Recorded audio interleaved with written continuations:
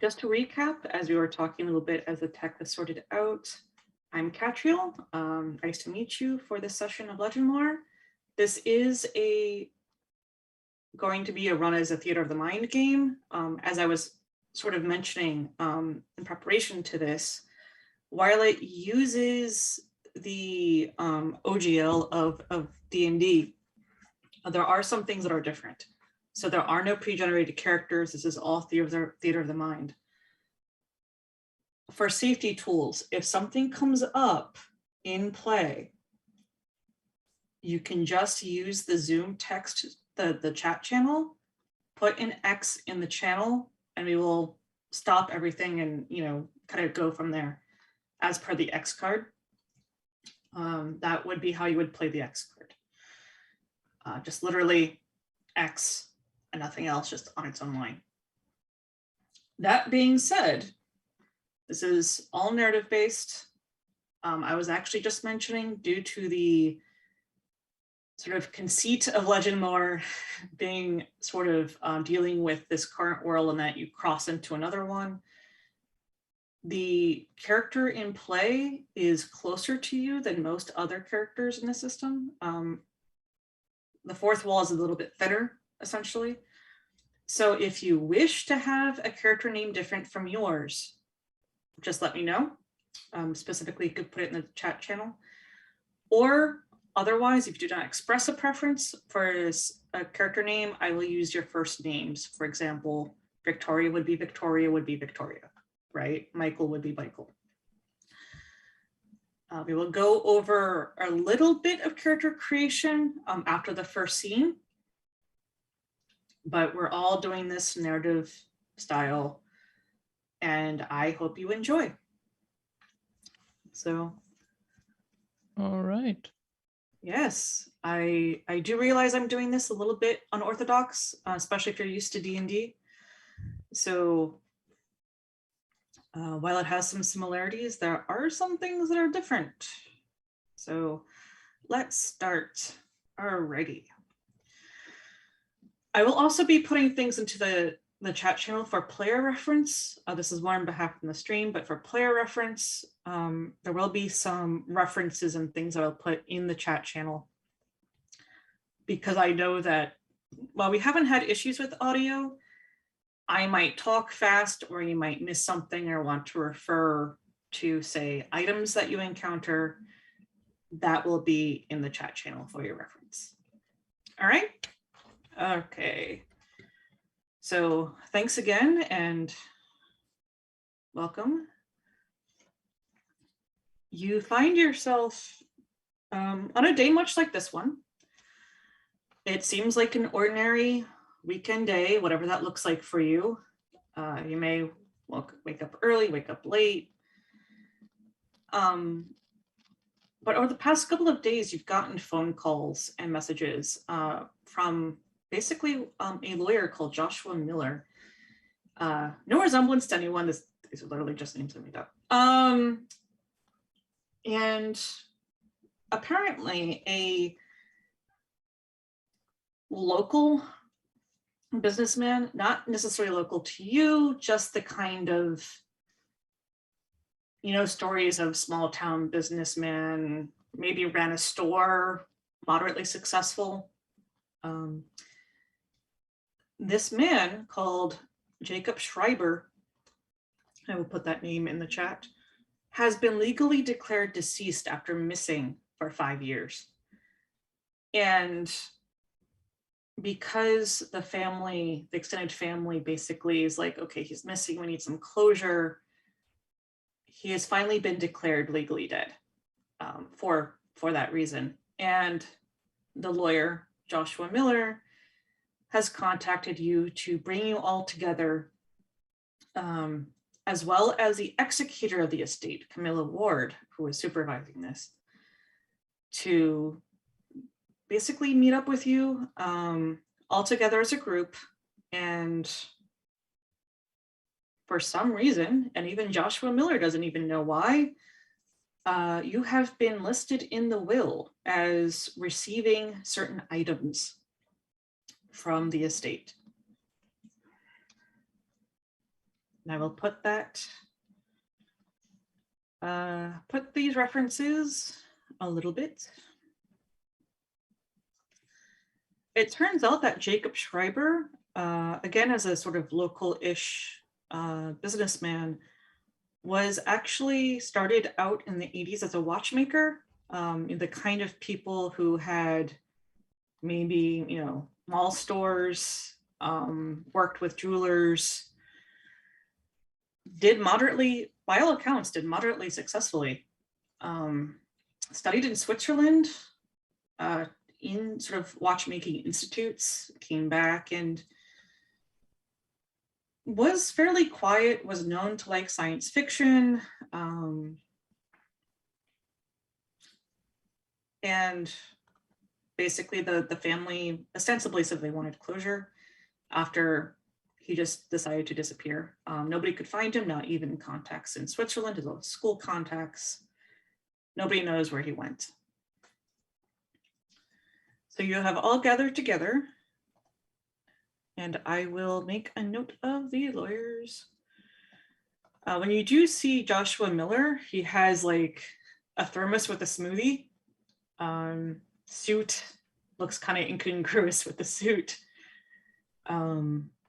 But you know, kind of tall. He's the kind of person that you get the, you know, especially as you see his SUV pull up. This is at like sort of a hotel where you have that, you know how a lot of hotels have that courtyard where people can pull up and like drop off? Yeah. You see his SUV pull in. There's marathon running stickers on it. It's a really new SUV, high end.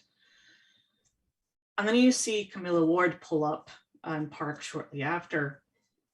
She's short, where the lawyer is tall. Brightly colored glasses.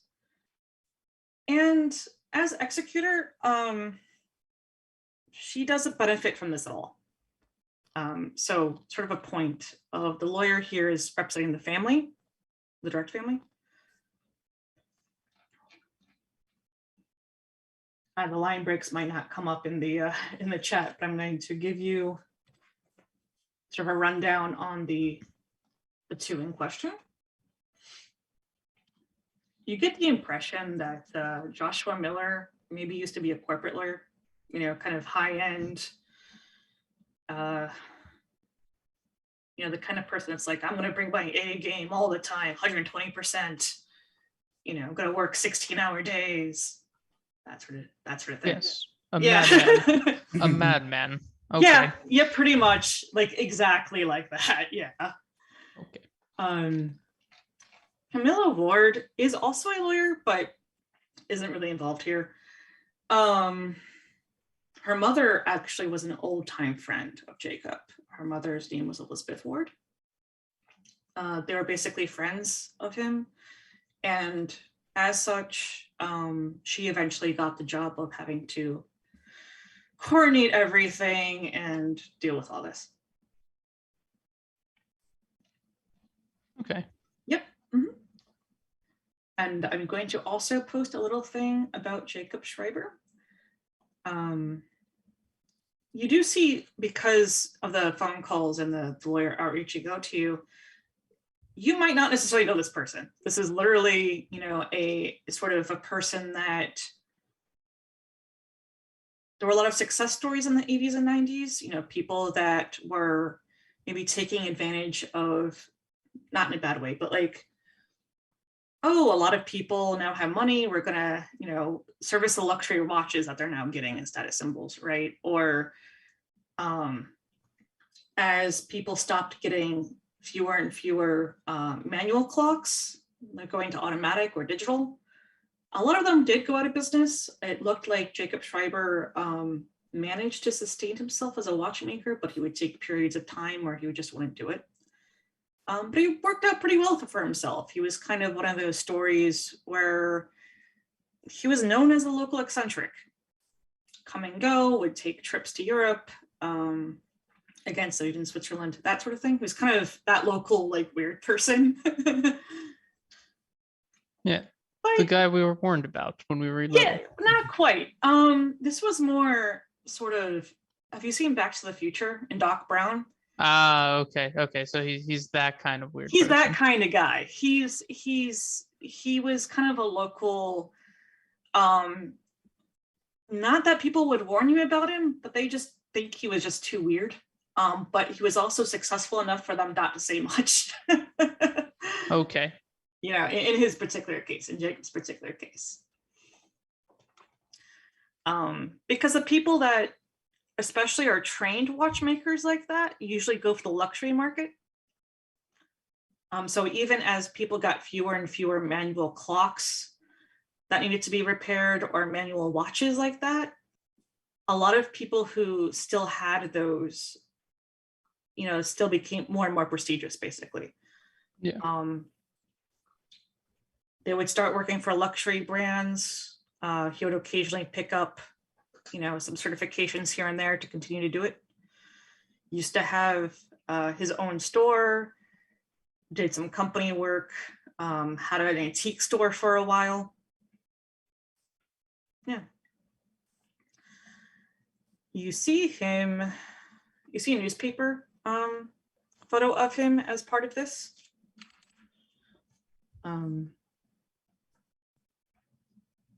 Let me actually just mention that to you. I have so many tabs open, I'm sorry.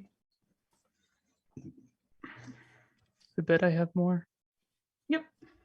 So, you know, sideburns starting to go white. It's an old photo. Still when he had a store that had mostly like watches, some jewelry, some pens, clocks. Sitting sort of at his office desk with a fountain pen, looking very proud of himself. But yeah, he was kind of that type of person. And as Joshua Miller comes in and explains the situation to you, has his briefcase out, the executor comes in,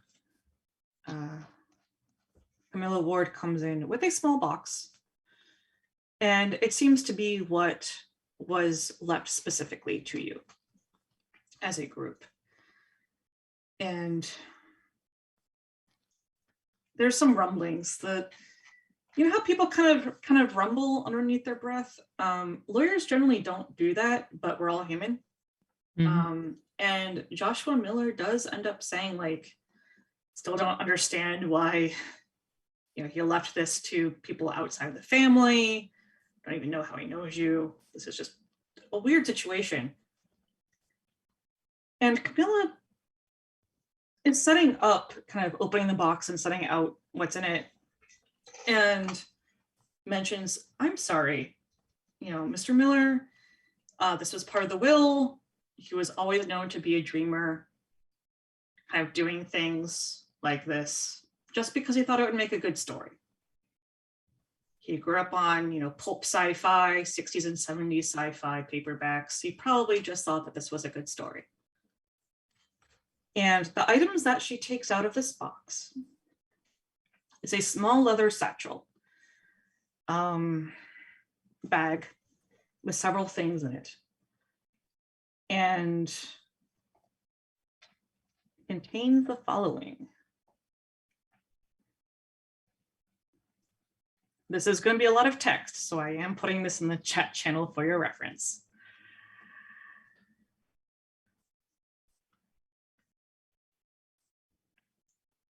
And there's going to be a wall of text.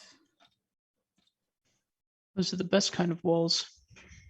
It is, especially with something that you did not expect.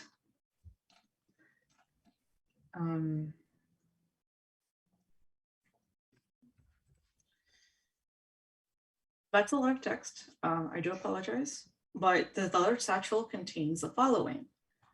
There are a couple of notes, and the contents are described in the text. There seems to be a yellow diary page that got ripped out as well, and it's kept in that satchel. There also seems to be a decorative belt loop, and kind of looks,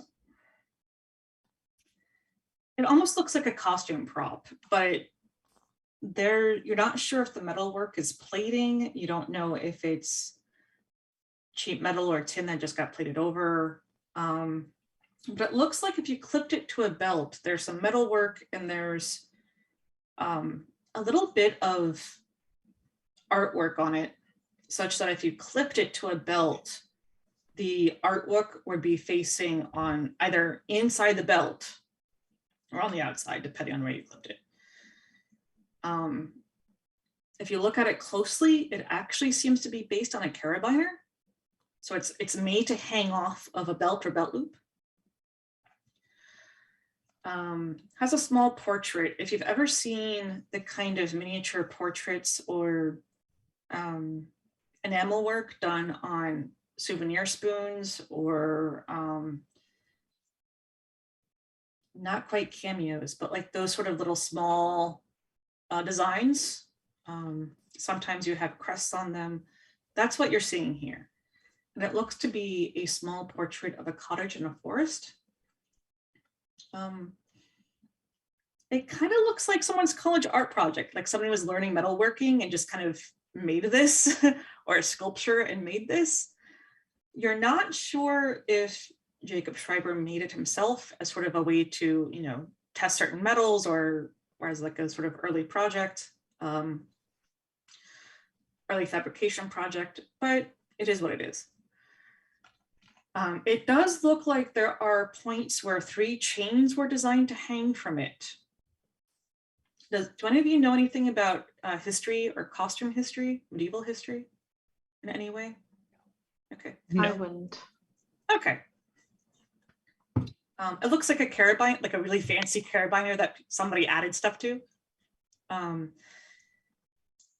It's actually based off of a chatelaine, which was a loop or sort of a clasp that would hang onto a belt with very long chains on it. In this case, it was a carabiner base, but it was the same basic principle as you'd attach something onto a belt or a bag and have these designed to be within reach and usable. So not quite a key ring, bigger, if that makes sense. Okay. Yeah, same idea. Okay.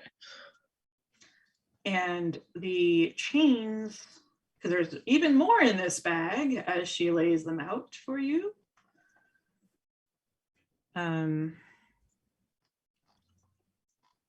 The chain, there are some chains with attachments on the end.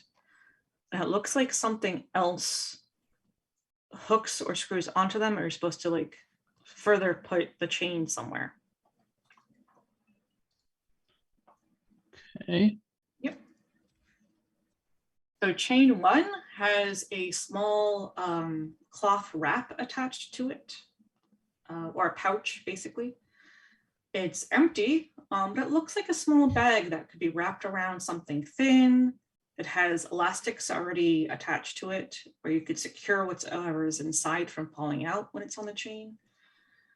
And the bag does have an attachment point, so it is sort of made to be on a chain. Chain 2 looks short and broken. It looks like something is missing. Chain 3 is plain, very long. It looks like it can attach to itself, so you could loop this into or around something. There's even more in this bag. As she's slowly taking stuff out, or as she's taking stuff out, you're kind of going through it yourself. The lawyer is watching you very carefully. But as Camilla kind of, you know, tells you, okay, this is the bag, this is the satchel. She does kind of comment that it just looks to be just something important to him. Looks like an old project, you know, when he's starting learning metalworking or fabrication. It just looks like things that he held on to for sentimental value so far. I thank her for explaining this. I say, well, I didn't really know Jacob Scriber. Actually, I don't think I knew him at all. But it seems like he must have been a nice guy if he would just give these items to us. And she kind of nods and smiles and says, he was a very good friend of my mother. They known each other for most of their lives. Unfortunately, my mother passed before this was all settled. And so the job of executor and dealing with this came to me. So I'm still kind of glad that I can do this. And he was the type of person, my mom had a bunch of stories about him. And it just seemed that, you know, when he was a boy, he wanted to go on and have adventures. And what better way to inspire people than to be that kind of person he wished to be as a kid, right? Like, find that secret, find that, you know, artifact, and go off and have adventures. It does seem, especially as the way that she's saying it, an odd thing to say. On one hand, it seems kind of like, oh yeah, this was, you know, the kind of guy he was. But she definitely seems to be saying it more for the lawyer than you. Almost like she's intentionally kind of diminishing what this is. But at this time, you don't know what's going on between them. You don't know if there's history there. I take this in stride, nodding and smiling and assuming that she just means like an adventure as in, oh, every day's an adventure. Right, yeah. Yeah, and Can I I'm say- kind of just, you know, still kind of a little confused about the whole situation. So just kind of nodding politely. And she catches on to this and nods and smiles and goes, yeah, it's confusing to all of us too, the family. And she looks at the lawyer, wanted closure, and nobody knew what had happened to him. So it took some time to figure out and go through the estate and go through his papers and see, you know, what needed to be done. Well, I hope our presence here isn't too disruptive to the estate or to his loved ones. For what it's worth, it sounds like he was just like the kind of nice guy who might have like one day picked 3 random people online to message and to say hi to, or like message and say, keep your head up, if he's like just to be nice to strangers maybe. And it looks like he gave us these. He gave us these things, and it seems like they were important to him. But at the same time, giving these things to us didn't disrupt his estate. So yeah, I hope we meet more people like him. The world would be better if we had people who were nicer to strangers. And Joshua Miller kind of pauses at this, who's the family lawyer, and almost sneers at you, but then kind of catches himself at the last minute. Like, he doesn't believe that people can just be nice and wanting to help people. Good. And You're in the excuses right himself. industry. Yeah. And excuses himself from the situation and is like, okay, are we done here? And Camilla goes, I guess we are, and leaves the items out for you to go through at your leisure. I will actually now give you the rest of the items because there's even more. But for now, the Yay. lawyers have clearly you hit a sweat point with Mr. Miller. Wait, who gets what? As they walk off. And Camilla actually said it didn't say. It said that it did not break these items down specifically as to who gets which out of this collection. Just that the collection as a whole in this bag should go to you. You can divide it up or see what you wish. I will leave that to you to deal with now. And she sighs. It's just like, okay, I'm gonna have to go after, Mr. Miller and see what's going on here. And they both leave. Goodbye. Thank you. Bye. I mean, say to oh, sorry, on. go ahead. I say to Michael and Will, you know, when I first got the invite to come here, I thought it was like some kind of scam. Like, oh, give us your name, your phone number, your email, your SSN, and we'll take all your money. We'll clean out your accounts. But no, I guess it's legit. So who wants these things? There's I guess even I need more actually, bags. as you go through them. Yeah. There's that clasp with the section of the different chains. And then as you kind of take the time to go through, there's even more. There are some here. It's just Yep, in the chat channel. So some of them might actually be double. There's, I think one of the lines got doubled. But there is also a fountain pen in that. It seems to be the same pen as in the newspaper photo. The material seems not to be resin. You're not sure exactly what it is. It's sort of an off-white color. Almost looks to be that sort of like bone off-white, but pens don't get made out of bone, do they? Kind of weird. is this ivory? It Just feels fucking- light. It feels, if it's ivory, it feels light. It's weird. It could just be decorated like it is, like meant to evoke that. But it is Okay. kind of weird. Do you wish to dismantle it? Like unscrew it and see like if you could dismantle it? Well, I do that to every single pen I have when I'm bored. So yes, just as we're talking, I would acquire said pen in my hand and just slowly start dismantling it, seeing how it breaks apart. It does have a cap. It as I take out literally one of my pens on my desk. The body looks like it's made out of that material, but it does unscrew. And you see it has a converter. So it is made to pick up bottled ink. Not modern when I say modern cartridges, ink cartridges has been around for like 100 years, but it's made to pick up bottled ink. It is a spring style, and the spring and the mechanisms don't seem it would be kind of odd because if there's springs, usually that can interact with some inks. Yeah. But it does seem to be out of a gold-like metal material, which is unusual. Again, it could just be plated, or it could be specially treated. Yeah. But it's a kind of spring where if you press down, it would break up that suction for the ink. Usually you don't see those, you usually see pistons. Yeah. Today you find out that one of the writers really likes fountain pens. Sorry. But this is something that, especially with watchmakers and people with antique stores, they do kind of tend to be in these as well. Yeah. You think maybe he made the spring, or maybe, you know, he liked having it, was given it. It seems an odd material. It seems an odd shape. It does feel kind of warm in your hand the more you hold it. So the material is heat conductive. That's the conclusion I would get to, and it's just my body heat. That is the only thing I would assume. Yeah. It also has a very nice nib to it.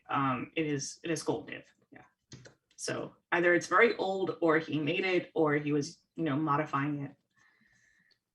Okay. There are some pictures in this bag as well. Some of it looks to be pictures of, the best you can kind of make out is pictures of oil paintings. Bit of background for this, in case you did not know or were not around at the time, a lot of sci-fi and fantasy illustrations and some film set pieces were done in oil painting. It looks like one of those. It looks like a fantastical illustration, like a picture of a painting or something like that. A forest, small looking cottage. You can't really pinpoint the flowers, but it looks like a nice garden by a forest, like right outside. And they're in color, the pictures? The pictures are in color. Yeah. There's also further pictures, a mixture of black and white and color, seem to be candid photos, Polaroids, things like that, of Jacob Schreiber in his 20s, among them, a younger one, less white around the sideburns and the hair. Clearly having fun. There's a small group of people. There's a couple of other friends with him. One of them is a lady. You also see a watch with a chain. It looks like a mechanical pocket watch. Included by this are some long-handled tapered tools, probably for somebody with large hands or bad eyes to help repair it. Because a lot of those mechanisms especially are small. So it's very difficult if you have, larger hands or bad eyes to kind of adjust it. Yeah.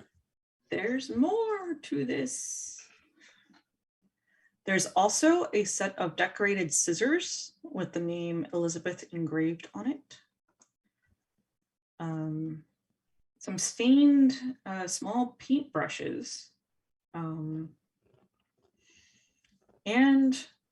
of all things, a small sewing kit. You've probably seen them at drugstores or convenience stores where they have like those really tiny sewing kits with like a couple of things of thread, small scissors, that sort of. Yeah, emergency sewing kits. Emergency, emergency repair kit. Yeah. Yeah. Right next to the glasses repair kits, like those kind of things. Yeah. Yeah. You see a small jeweler's loop that you could attach onto glasses to magnify. You see an old glasses case, there's no glasses in it. A couple of application forms and acceptances to training courses. You'll also see, it's not quite a first aid kit, but it looks like a few gauze pads, cloth tape, Band-Aids, some alcohol wipes that you can kind of just slot into a pocket. But with the sewing kit in there, it kind of looks like, obviously you don't want to stab yourself with a needle and then like have to deal with that. Just in case there were scrapes, basic repairs that had to be done. Okay. But the notes are what is also interesting because the notes seem handwritten and talk about what's in here. But it's so far seems to be a collection of things. A bag with some mysterious things in it.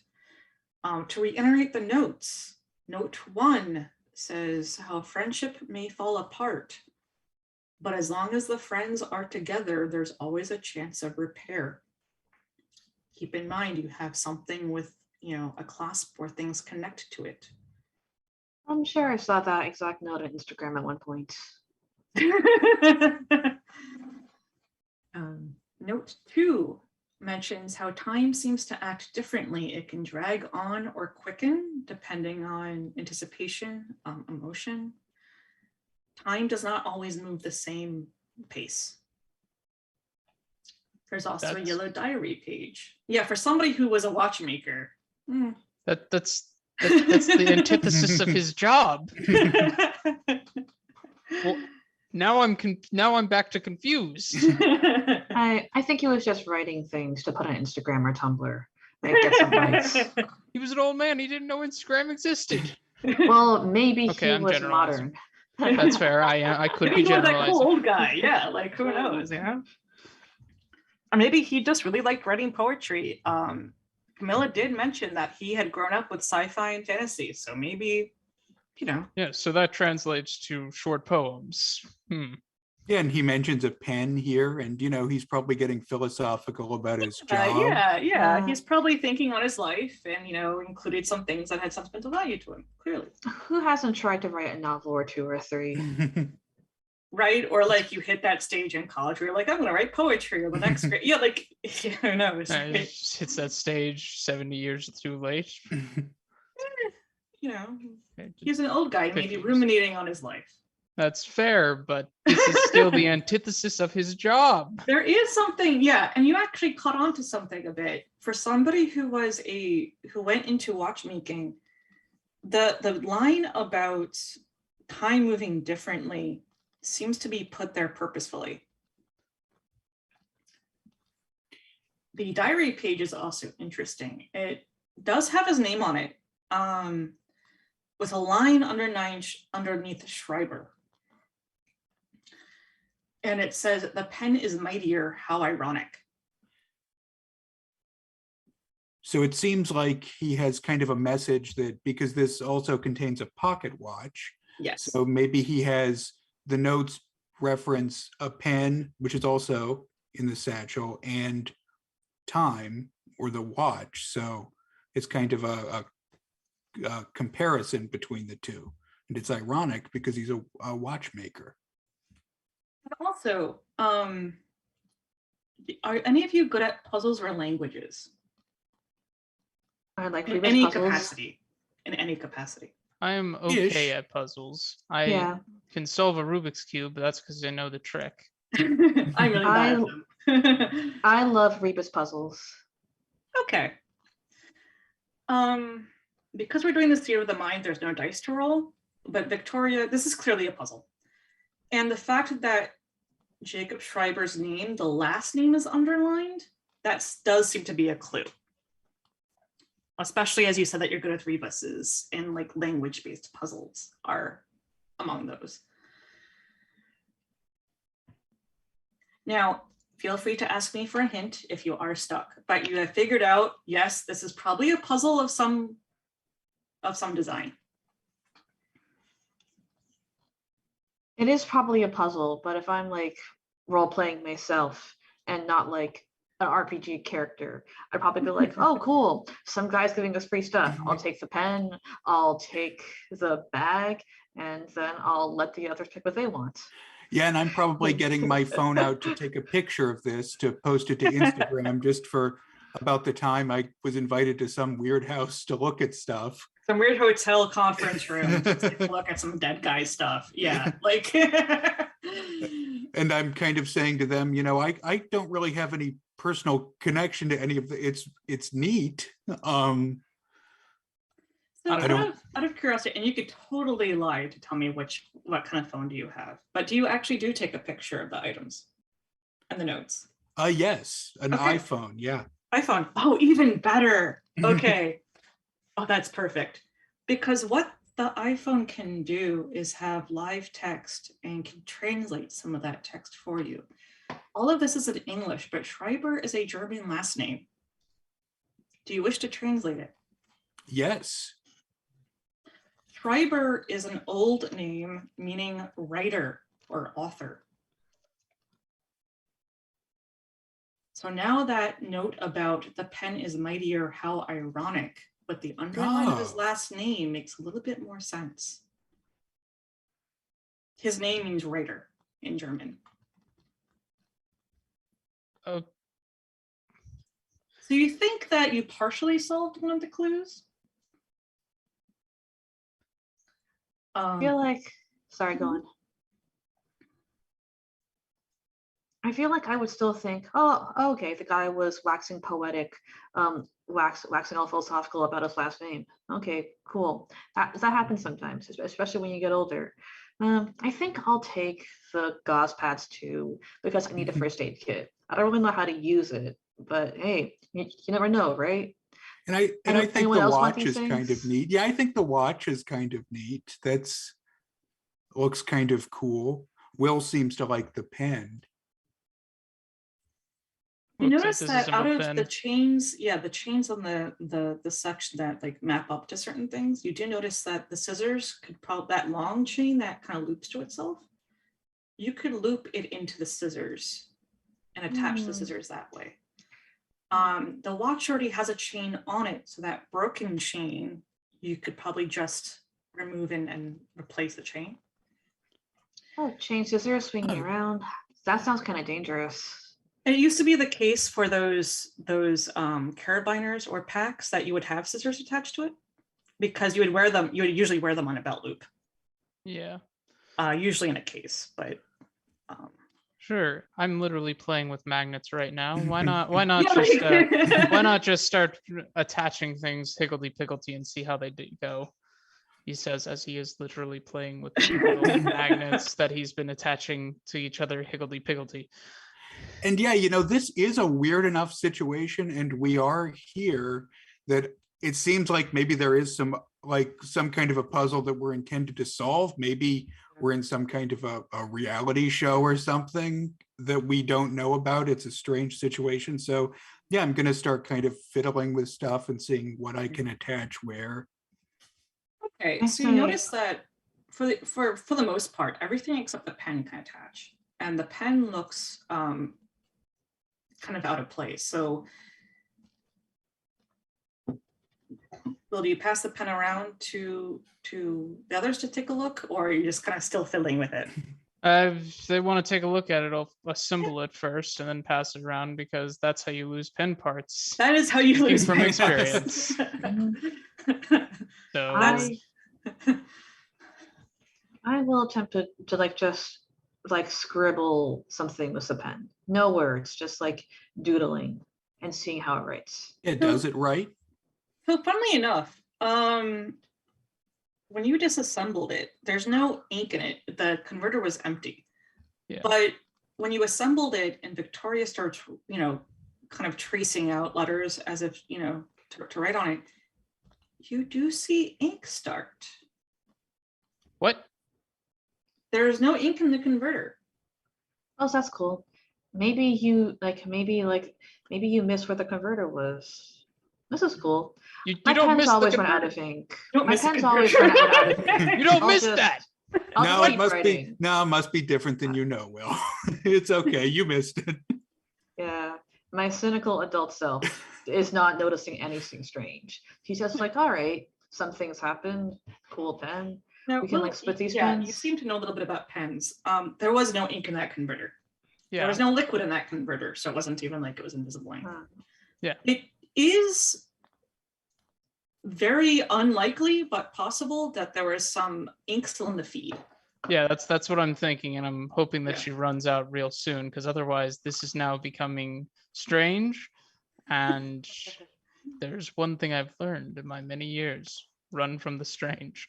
I don't know. Assuming this pen does have unlimited ink or whatever, I still want to use it.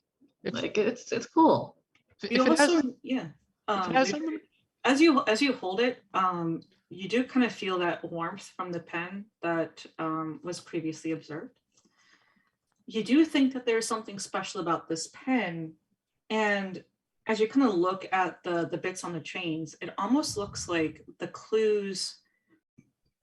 One clue is pointing toward the pen, and the other clue was a misdirect. And considering what you saw with the lawyers, it seemed like the family lawyer was assuming that something of value was in this. So the misdirect was probably not for you.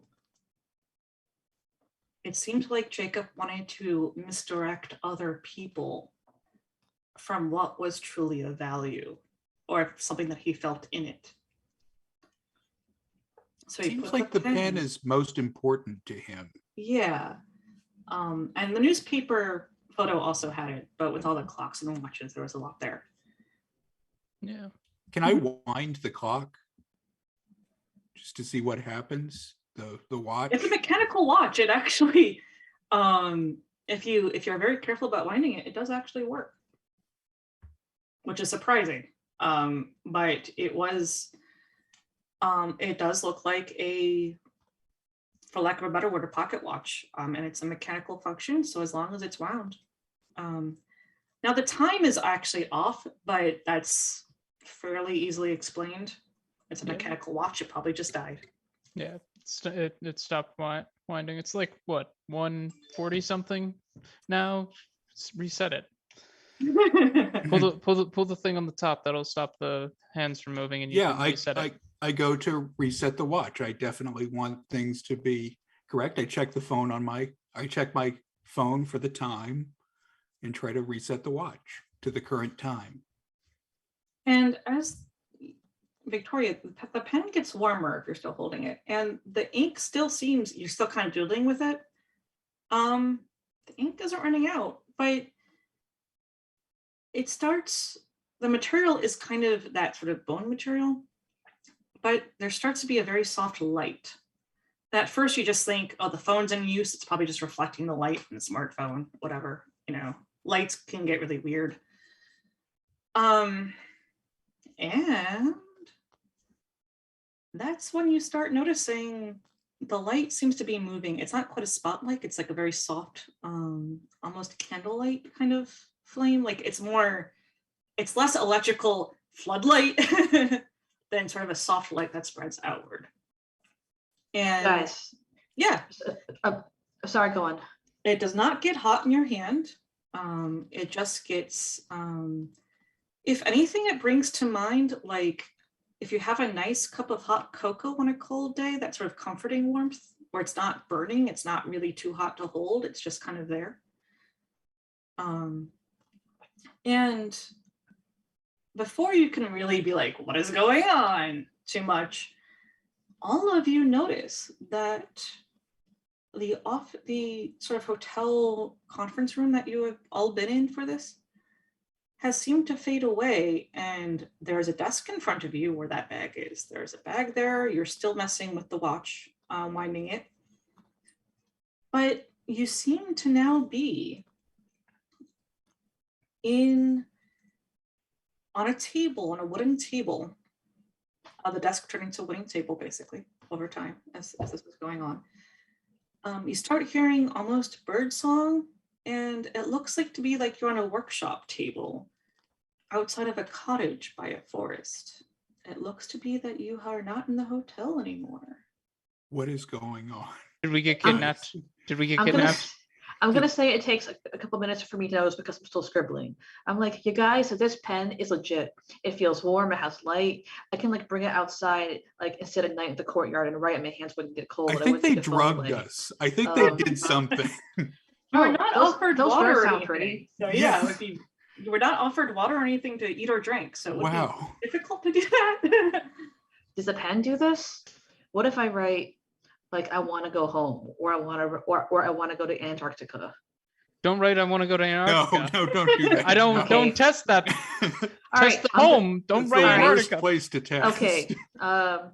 Take us home. I write. And the pen is still warm. It doesn't seem to do anything immediately. But then you hear a small sound from, it's not quite behind you. It's not enough to be like, oh my God, somebody was behind me this entire time. But I mentioned that you were kind of on a workshop desk in a courtyard. You see a door open, and for lack of a better word, a humanoid pig-like person, complete with snout. There's a little bit of white around his snout, sideburns. Steps out, does a double take. He does it. Stares at you for a moment. You stare at him. He stares at you. You in your t-shirts and phones out and everything. Oh hi. Hey. Waves a little bit. Puts on his glasses, which, as you notice this, you might not notice this right away.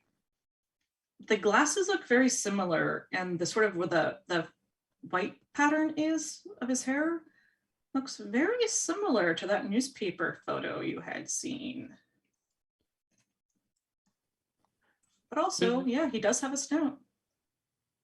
And he kind of Oh, hi. snuffles a little. Yeah. Well, I don't do drugs, so clearly this is some kind of dream. Yeah, this is some kind Let's of just play along. mass hallucination. Those aren't That's real. fine. No, we don't just. It's not fine. Those aren't real. What is happening? Who are you, Hi. sir? Is this Hi. your workshop? And Your snout looks lovely. he kind of laughs at that. Goes, hang on a minute, and he's speaking in English. He's speaking in perfectly understandable English. Goes back in, closes the door for a moment, takes out some glasses of water and some small cups, lays them out before you, and goes, "Ah, I see you found my bag." Ah, Huh. your family thinks you're dead. Yeah, about that. And he looks really he's big. He's easily taller than 6 feet. Closer to 7. Mm-hmm. And again, he does look rather pig-like. The little flappy ears and the snout. And he kind of snuffles a little bit and kind of goes, well, yeah, funny story about that. Wait, you're Jacob Scriber? You Yeah, look funny. different.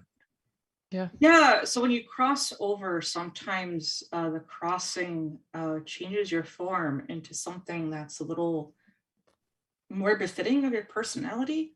And I was kind of an outsider, you know, growing up and kind of that dreamer. And when I found myself here, I looked like this. These are what Nice. orcs look like in the realm. I see. It encompasses those exactly. What is happening? Crossing? What? So crossings, and he's trying to use small words because you're clearly all in shock, wondering if you've been drugged or hallucinating. Goes, so crossing can be anything. Anything can be a crossing. A book can be a crossing. A mirror can be a crossing. I've heard of those big luggage lockers being crossings before. You never know what a crossing is until you encounter one. And when I was younger, I found this pen at an antique store, and my friends and I would come in here, find ourselves in adventures of elves and orcs and pixies, and the enchanted forest became our home. That's it right there. And as I would go back, you know, I would disappear. People would think I'd be in Europe every so often, and then sometimes I would go, but you know, after some time, you can only kind of keep up the charade of so long, and my family started wondering where I would get things like gold coins and have the money to go to Europe every so often. And I wanted to provide for them, but kind of hard to tell about this place without being in various institutions that might not necessarily want you to come out of those padded rooms. Why not just take them with you? Why invite us? Wait, They kind wait, of, hold on. With that question, I'm just like, wait. Are only certain people able to come? Is that what's happening here? Yeah, why us?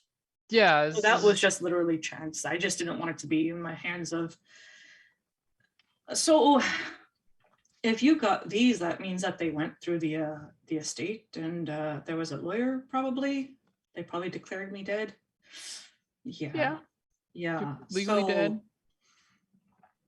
So like I said, my family, I tried to be providing for them, but my family would always see things like trips and then wonder if I had, you know, so much wealth, why I didn't give them any.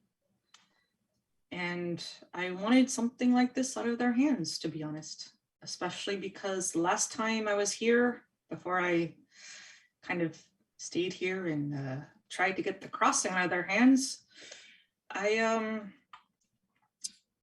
yeah, there's a war here. Not here. Just it's far away still. You don't have to worry about it. But you mix some really greedy folk looking for coin, trying to take what they can, and don't care about anyone else. And you put them in a kingdom that's headed by a really evil person with magic. Once they figured out that magic existed here, yeah, I just didn't want that. I'd rather take my chances and hope maybe some people would, kind of the devil, I'd rather, if I knew somebody was a problem, I'd rather take the risk. Okay, I kind of get that. Like, some people's families are like crabs in a bucket. Like, they're always like the minute some guy seems like they're they're able to make money and stop being as broke. The other clan like jump on them and demand all their money, let's get pulled back down. I guess that must have really sucked if you would have rather trusted strangers. Yeah, it was not a good time. Also because, they would the world was changing and it was really becoming crabs in a bucket is actually not a bad analogy there. No. Yeah. Sucks about the war that's here, but I guess there's Oh a no, lot of war we're by the where we enchanted came forest. from. You're gonna be if it comes here, the elves will certainly, do a lot of things. I was kind of adopted by a clan, not so as we would come back and forth, time works differently here too. Which was actually how I became a watchmaker in the first place. I had to kind of keep track of how time worked, and that got me really interested in the mechanisms. And unfortunately, with these with this body, I can't really adjust watches anymore. Yeah, Couldn't you kind of hard to just do when you're imagine with- yourself having hands? Like, Oh, I have hands. It's the hooves. right. Mostly my Couldn't you legs. imagine, couldn't like, if this is like your ideal self or your real self, Yeah. couldn't you give yourself thumbs and make watches again? Oh no, I have thumbs. It's just big hands and small tools. Where is here? I'm sorry. Also, Here. Yeah. Mm-hmm. also, Token was right. Elves exist. Yeah. So we don't have. Yeah, I get the reference. I was actually a big fan of The Hobbit and The Lord of the Rings myself, but we don't really have the elves here. So there's one kind of elves called the rainbow elves. And they're a little bit more martial. They're kind of like what's his name? The Ranger. He's kind of like that. Okay. Aragorn. Okay. Aragorn. Yeah, he's well, not in the sense of like lost king, lost to time, but in the ranger sense. Yeah. Yeah, they're elves that are just Aragorn. Okay. Yeah. More like Strider, less Aragorn, but I get your meaning. Okay. And then there's the forest elves, and all of the elves like beauty, but basically you have your settlers and your rangers, kind of, the martial vanguard and the people who have the more settled lives, but they can always if you see some of them just pack up, they can take down their houses in a jiffy. Sight to behold, actually. But once they get to know you, they're solid. I mean, they'll go anywhere. You just have to kind of earn their trust first. And since I've been here, like I said, time works differently here, but It's been 5 years or so. it's been like 20 here. Oh. Yeah, in mechanical terms, because of his frequent trips, Jacob's actually considered closer to a realm-born background than an earthborn at this point. There is a mechanical way to swap out a visitor background to a realm-born background if you've been in the realm long enough. See. Mhm. And back to Michael's question, where is here? Oh, Yes. here. So you're actually right outside the enchanted forest. This is my cottage. Actually, Nice used to be our cottage. One of my, as you see those pictures there? And he points to where Michael's like looking at like the bag and everything. He's like, okay, so yeah, that would be who I came here with. Elizabeth and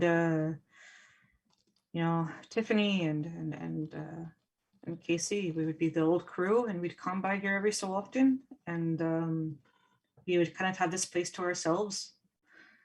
And honestly, in your 20s and 30s, having your own place, but now it's mostly been just me. People have drifted apart over time, and it's just kind of been me. Oh, your lawyer is also said that Elizabeth is also dead. Yes. Oh, so it was her daughter that came by. Oh, okay. Camilla. Camilla, yeah, no, I remember her. again, it was some time ago. I remember when she was small. So, But, so no, you all Elizabeth was faked, also, yeah. Mhm. so you all faked your own death to come here? Oh no, Elizabeth. Oh no, she's passed. She stopped coming with me a while back. And he kind of looks a little bit of embarrassed. Yeah, so no, she ended up getting married and we just kind of drifted apart. But we would always try and visit. And then was she the one that gave these to you, Camilla, yes. Camilla? Okay, so yeah, she knows because her mom would come with me, so she kind of already knows. But I'm actually glad that she was there then, because like I said, family, crabs in a bucket. So she was probably actually watching out for you. I have no idea why my accent's like this, by the way. It's going between Scandinavian and Scottish. I don't know. That's fine. That is not the weirdest thing about this situation. In fact, that is not even something that is questionable in this situation. That is the just entire world. Oh yeah. Jacob Schreiber actually, partly because of his name, you do know that his family originated from Minnesota, so he kind of had that accent in his voice for a while. And so when you hear it, my accent as talking about him is shifting, but that's what I was kind of going for, was that sort of the Minnesotan one. Minnesota that changed over time. Don't you know? All right. Well, we're here. Yeah. It's going to be a fun dream. I just want to like walk around and have some fun before I wake up. I have to go back to code reviews. So and speaking debugging. So like I said, my forum changed actually. So there is a mirror. If you want to take a look. Some of you might have you might want to take that mirror out. Some of you might not. All right, cool. There's also a change of clothes if you want to. I don't expect you to stay, but if you want to, like I said, we're on the outside of the Enchanted Forest, and the local village knows me. So if you want to say hi, get some food, take your time. Take your time. I know this is a lot to take in, but I always find that good food and a thing to drink also tends to help settle the nerves quite a bit. Okay, dreams where you turn into elves or cat people or gain powers, so they're always fun. I'm game. I look in the mirror. Okay, so as I shift back into narrator voice, so in Legendlore, like you might have already noticed, orcs look differently in this game. Jacob Schreiber is an orc, and they look more pig-like than you might expect. You also have the elves, rainbow and forest elves. So the way that crossing works is that you take what you want with you. So this is again why I was doing this way. But for example, most modern technology does not exist as such, though your phone still works, the camera flash still works, messenger apps do not. Also, you can't call anybody, but if you had like reference apps or something, those would work, camera works. A person who loves computer programming might find their calling as a bard or a wizard, speaking power and bending reality with their words. In terms of what you look like, you may, as I go through the book, hold on. There is, so elves, every time I think of elves in Legendlore, I'm sorry, I think of really big 80s hair, and that's because of the comics. I apologize in advance. There are multiple heritages in the realm, which is kind of what the general area of Legendlore is. They're the Brizine Trolls. And people tend to judge you based on cultural background and outward appearance. But you have a love of debate, love for others, you're pretty chill. Again, differences from D&D. Dwarves look pretty similar. especially if you're an author or natural storyteller, these traits might have contributed to shifting your form more as a dwarf. The impact of becoming a dwarf upon crossing over tends to rely on drive for adventure, a natural sense of right and wrong, or a desire to define yourself through action. They love adventure. They love fame or a good story.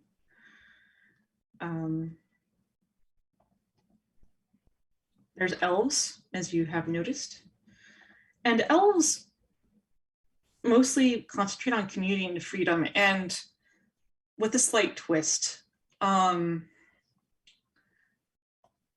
There's the family is in the heart, not in the blood. There's a sense of personal freedom. So, for example, institutions like slavery or enchantments that affect the mind, they view as horrible things to do to someone, because to them, oaths of friendship or oaths of love, in order for that to matter, the individual must be free to enter such relationships willingly.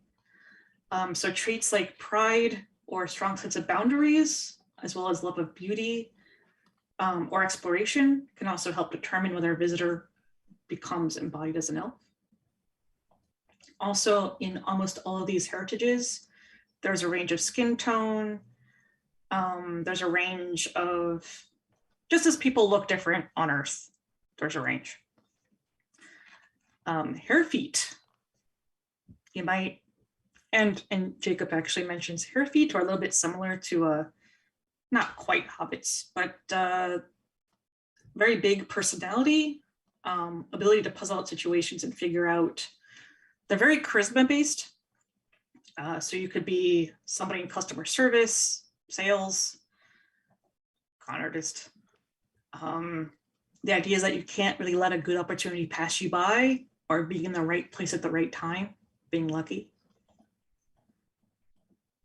There's humans.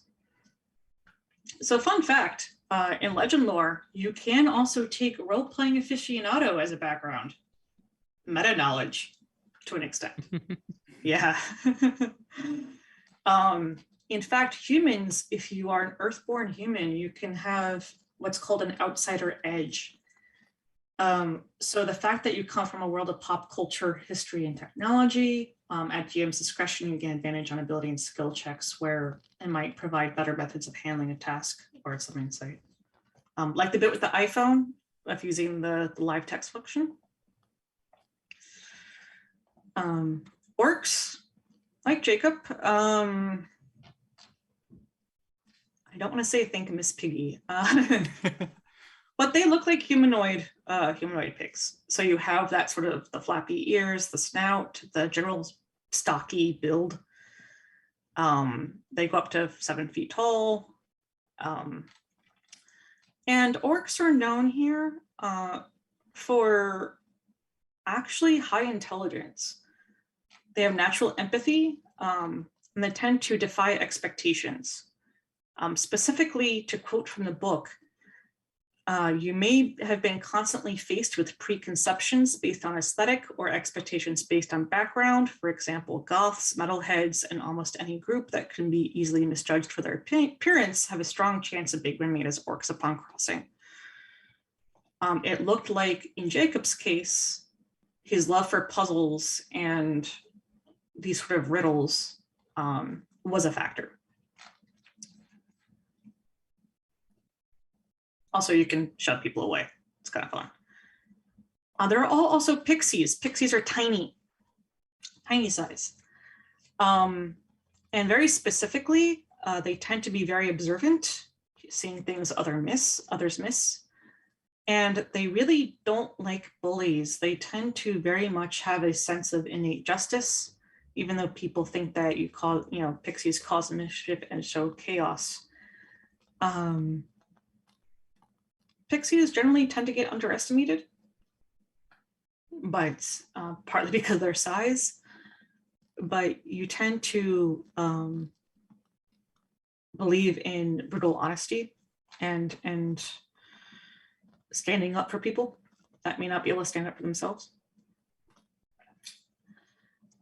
So this is where if I was playing a longer session, we would go through character creation and take that moment to be like, what do you see in the mirror? At this point, I mostly just ran that section so you would get interested in the setting, have a sort of chance to experience and narrate the crossing of finding yourself in this different world with different peoples. And we are very much under time. So we're going to end early, and I hope you enjoy. I hope you get into reading Legendlore and maybe playing other games. But this was meant as an introduction only. And you got to meet Jacob Schreiber, who lives by the Enchanted Forest and orchestrated faking his own death. Great, thank you. I see what you did there. I see what you did there. Orchestrated. I see what you did there, and it is appreciated. Legendlore sounds pretty interesting because I've learned through a lot of tabletop RPGs that pretty much every PC is the player to some extent. Yeah, I actually run a lot of games that I'm guilty of doing that myself. Yeah, but I do feel like some settings encourage separation between the PC and the player more than others. Like, say it's World of Darkness. If you're playing a vampire, the vampire is a monster, and hopefully you are not a monster. So you would give the vampire so the vampire would therefore be inherently different from you, and you'd have fun thinking of all the ways that makes the vampire But here, there's like no such conceit. It basically like says what's unsaid, and it's like, yeah, the player character is you, and it's your ideal self. And yeah, I find that yeah. Mm-hmm. I find that both kind of unsettling, but also kind of interesting. There can be separation, but the fourth wall is a little bit more flexible and can be, I don't want to say weaker than in some games, because you're right. If I was playing World of Darkness or Exalted, right? Just how those settings function, and specifically World of Darkness or Chronicles of Darkness, you would be playing a monster. And if you're playing a mage, which is a mortal human, mages operate on belief making reality. Like there's only so much, right? If you're playing Vampire the Masquerade, it would be a very different experience because you're very specifically playing a monstrous character. Yeah. So the fourth wall is a little bit stronger there. The separation between the player and the character is a little bit stronger. Yeah. Here, there's an entire, as one of the writers writing the introductory chapters, we basically had to write it in second person. So it was like, you gets capitalized because we are specifically directing that the way that Legendlore is kind of set up is specifically a group of modern humans go into this other world. How do we turn that into a tabletop game? Yeah. It is a very interesting setting. Yeah, and the comics are available on drive-thru as well if you want to read the original comics. I do warn you, very 80s. For good and bad, but very big hair everywhere. It's really funny. Yeah. But literally they got like this suitcase that was a crossing. They found it in an attic somewhere, kind of, so it kind of plays on that genre of Chronicles of Narnia and Finding the Wardrobe, or Alice in Wonderland to an extent, though that was a dream in the original book. There's actually a huge trend in light novels. Only in that case, the other world is often a fantasy world where you get reincarnated into and not physically go back and forth. What I was using as a plot point here is actually mentioned in the book. It mentions that most crossings, you don't know that they're a crossing ahead of time. And if you already know that it's a crossing that'll bring you to another world, like for example, if you go to the realm and come back to Earth, who would you talk to that would believe you? So I kind of wanted to play with that here and have this idea of here was someone who went before you. Here was someone that was in the realm and was basically isolated and could not tell anyone except the friends that had gone with them, what they had seen. And you kind of see some of that fallout of, now there's stories about them and their families, scrambling over themselves to see what riches and wealth, they might have encountered and what would their family do with it. So it is kind of mentioned in the book. Remember that XKCD comic about like a kid who goes into a fantasy world and like saves that world and then comes back and he's like, wait, am I supposed to go back to school after that? Yeah. I've done the most important thing that I'll ever do. Right. And so I kind of wanted to play with that. I'm also personally a big fan of the Persona series that literally it's like, wait, I just explored this dungeon. I have to go back to school the next day. Like, hold on. I'm fighting literally an embodiment of despair in Persona 3 and I have to go back to high school. Like, what? That makes perfect sense. Gotta get your education. Yeah. So I kind of wanted to play around with that a little bit. I'll say that as a Vampire the Masquerade GM, I run my own Chicago by Night V5 game. Nice. I'll say the Vampire GM and me is already thinking of ways to make the setting darker. Oh no, you totally can. Yeah. So I deliberately made good. it sort of friendly for this game. You could run it darker, and it's very easy to do, especially because there are themes like there is an evil overlord. There are definitely kingdoms in this area that have resistances going on in their countries. There are definitely areas where if you're not a citizen, it's extremely a problem. So you could definitely run something darker if you wanted to. I play multiple systems. I play D&D, Vampire the Masquerade, Exalted. Yeah. I know that feeling of like, oh, what can I do with this? Yep. Even with the initial crossing over, like it turns you into your true self, like your ideal self. Whatever you want to bring with you. But if you're not a good person and you cross over, then people will know the monster you really are. Yeah. So it could also be your image of yourself. Most people like that do not think of themselves as particularly, well, they'll make excuses for themselves. Yeah. So it could go either way. Yeah. They don't think they're evil, so because they don't think they're evil, they'll manifest as, right, bright-eyed and all cheerful, and then secretly, they're plotting to kill everybody they've made. They'll have powers that let them do stuff. Right, right. So there's definitely a lot of narrative hooks you can do with that alone on the crossing. Yeah. That also plays into some inclusion. Deliberately written as part of that in the crossing is if somebody, for example, if somebody is having chronic illness, they can choose whether or not their self in the realm does. If they use hearing aids, or any sort of, if they have a pacemaker, it still works if they want to bring it, or they can choose not to. They may be perfectly healthy and fine. But that raises a question. Does it get put back in the body when they go back, or is it just on the ground? It just works. It does. Yeah, like it just. Okay. Yeah. Okay, because that's hand waved. No, it's hand waved because you wanted to, especially as some of the writers ourselves, including myself, have disabilities and neurodivergence. So you wanted to make sure there was room for that people could choose to include that or not as they saw fit. Okay, because that's a certain type of horror. If like, oh, I have a pacemaker and I go to the other side and I'm this really cool guy, and then I go back because I want to see my family and my pacemaker's on the floor right there. Yeah, that would be a different kind of story altogether, wouldn't it? Yeah, that would be like something that happened in like World of Darkness, where you like go to a different realm and then you come back and oh no, your pacemaker is not working. Changelings are messing with you. Yeah, it'd be like a Twilight Zone ending for somebody who goes to a fantasy world.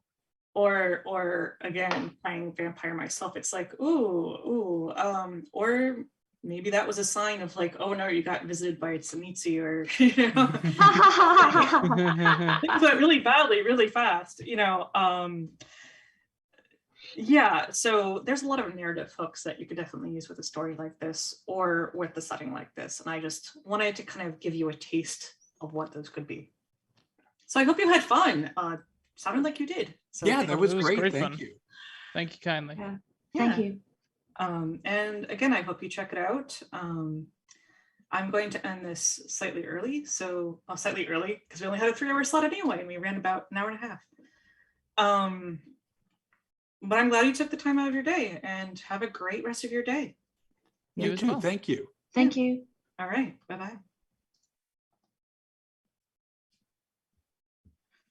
Hopefully the tech got that. Maybe we're not live. Who knows?